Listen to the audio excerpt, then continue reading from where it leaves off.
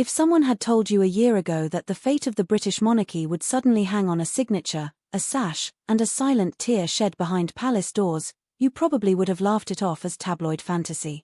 But this summer, everything the royals thought they'd locked safely away is erupting in broad daylight.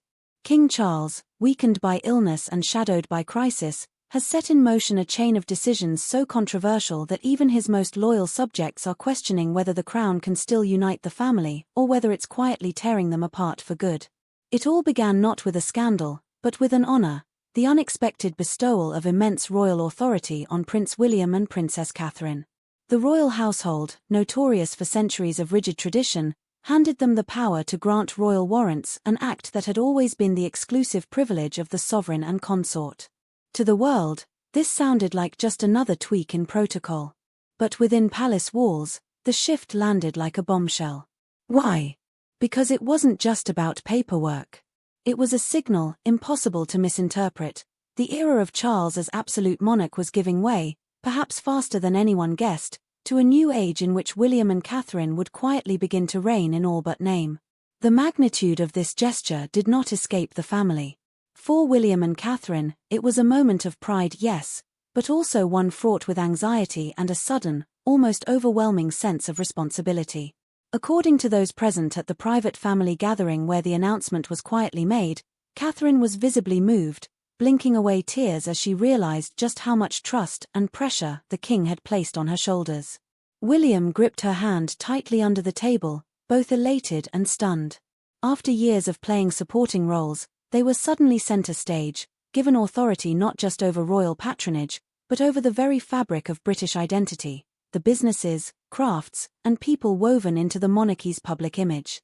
Now here's where the shockwaves really start to roll. Not everyone in the family received this development as a cause for celebration. In California, Prince Harry, once himself the nation's golden boy, reacted to the news not with joy, but with a silence so profound that aides described him as visibly shaken. Friends close to the Sussexes say that Harry immediately recognized the symbolism. The king had chosen his future, and Harry's name was no longer part of the inner circle. The implication was unmissable, especially as rumors swirled that Charles was laying the legal groundwork to ensure the Sussex titles would one day skip Harry's children entirely, rerouting them to William's younger children, Charlotte and Louis. Even the most seasoned royal watchers couldn't remember a precedent so deliberate, so pointed, and so personal. Meanwhile, in London, the machinery of monarchy whirred into overdrive. Overnight, William and Catherine's calendars exploded with new engagements, many of which had previously been the king's exclusive domain. Publicly, palace sources spoke of continuity and tradition, but behind the scenes, the whispers grew louder. Was this a rehearsal for abdication, or just an attempt to keep the family intact as Charles's health flickered uncertainly? In hushed conversations at Clarence House, even trusted courtiers admitted they'd never seen the Queen consort so tense, her hand trembling as she signed off on the official announcement. The public, for their part, sensed immediately that something seismic was underway. For decades, the royal warrant system has been more than a ceremonial honor, it's a living link between the crown and the Commonwealth.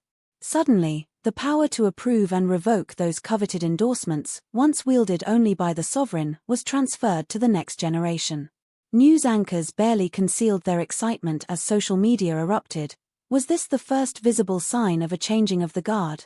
Would the Queen's own favorite brands lose their warrant, and what would become of the famous by appointment to His Majesty the King labels now that William and Catherine were in charge? Every move from that moment was analyzed, every gesture scrutinized for hidden meaning. The couple's first public appearance after the announcement, Catherine in understated navy, William in a sharply tailored suit, was dissected frame by frame. Was Catherine's smile a mask for nerves, or genuine joy? Was William's arm around her waist a sign of solidarity or just habit? And all the while, reporters staked out royal events, hoping for a glimpse of Harry, or even a whisper from Meghan, but the silence from Montecito was deafening. Meanwhile, King Charles, never one to ignore a brewing storm, kept up a brave front. Publicly, he praised William and Catherine's unwavering commitment to service. Privately, though, the strain was showing. Sources say he spent sleepless nights confiding in Camilla, haunted by the knowledge that his actions might permanently sever the last fraying ties to his younger son. In one especially revealing moment, a palace aide overheard the king say, "I had hoped time would heal, but sometimes you have to choose the future, even if it means letting go of the past." It was the kind of confession you never expect from a monarch, and yet somehow, it captured the mood of a family teetering between duty and heartbreak. The emotional temperature only rose as news broke that Charles was quietly considering a long-term plan to redirect the Sussex titles away from Harry's children. This wasn't just about legal documents or tradition, it was about legacy. By codifying his wishes in his will, Charles ensured that the dukedom would one day be resurrected in the names of Charlotte and Louis, rather than Archie and Lilibet. The move, palace insiders claimed, was meant to protect the integrity of the monarchy, but even loyalists admitted it felt like a final, irreversible snub. And here's where the story takes another twist. Behind palace doors, debates erupted over whether Charles would have the political will to push such a measure through Parliament, or whether he'd simply let the titles lie dormant until the next reign. After all, the legal and constitutional hurdles were formidable. Stripping a royal of titles isn't just a matter of paperwork, it's a move fraught with risk, one that could backfire spectacularly if seen as too punitive or personal. Advisors warned the king that moving too quickly might hand anti-monarchy campaigners a golden talking point. Was the family really so fragile that it had to air its grievances in the pages of the law? Through all this, William and Catherine pressed on. The glare of the spotlight was relentless, but their approach was markedly different.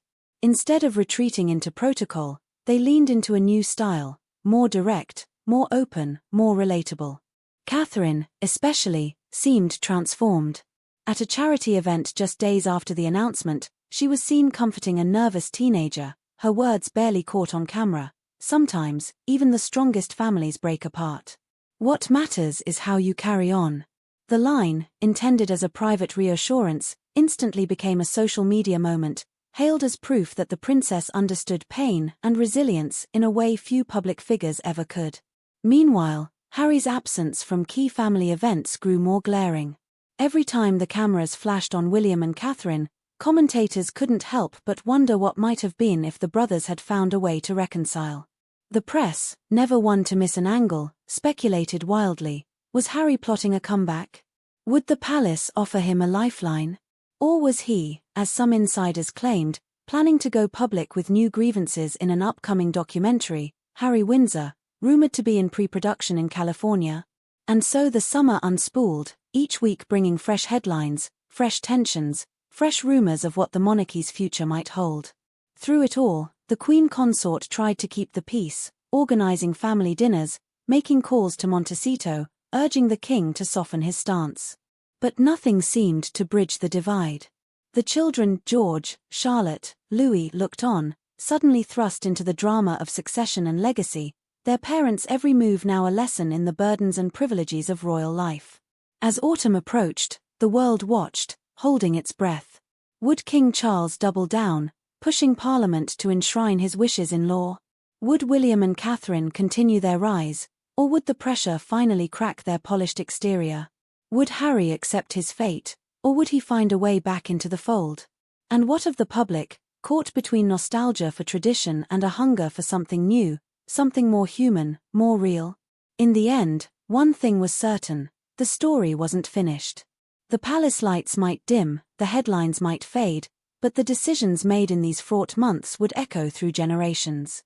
For now, William and Catherine stand in the spotlight, carrying both the hope of renewal and the scars of division. King Charles, battered but unbowed, watches from the shadows, his legacy still undecided. And somewhere, across the ocean, Harry weighs his next move, the silence between brothers growing louder with every passing day. Let us know in the comments what you think the future holds for this fractured royal family. And if you're still hoping for that impossible reunion, don't go anywhere, the next act is about to begin.